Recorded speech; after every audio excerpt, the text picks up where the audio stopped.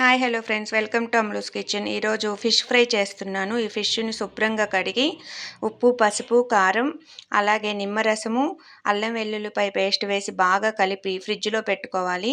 మనం ఫ్రై చేసుకునే ముందుగా ఒక హాఫ్ అన్ అవర్ ముందు తీసి పెట్టుకోవాలి ఫ్రిడ్జ్ నుంచి. తర్వాత ఆయిల్ వేసుకొని పాన్లో ఇలా ఫిష్ని వేయించుకోవాలి. నిదానంగా సిమ్లో పెట్టుకొని వేయించుకోవాలి. అప్పుడే బాగా లోపల కూడా ఫిష్ ఉడుకుతుంది. ఈ ఫిష్ని జిలేబీలు అంటారు వీటిల్ని. వీటికి మధ్యలో ముళ్ళు తీసేసి, ముళ్ళులే ఉండవు అసలు. చిన్నపిల్లలు కూడా చాలా ఈజీగా తినొచ్చు. చాలా టేస్ట్గా ఉంటుంది. సాంబార్కి, రసమన్నంకి సైడ్ డిష్గా నిదానంగా వేయించుకోవాలి బాగా ఉడికేటట్లుగా. ఇంతే, ఇలా కలర్ చేంజ్ అయ్యాక ప్లేట్లోకి తీసుకొని సర్వ్ చేసుకోవడమే. ఈ ఫిష్ ఏగిన తర్వాత పెప్పర్ పౌడర్ చల్లుకుంటున్నాను. చాలా టేస్ట్గా ఉంటుంది. రెడీ అయిపోయింది ఫిష్ ఫ్రై.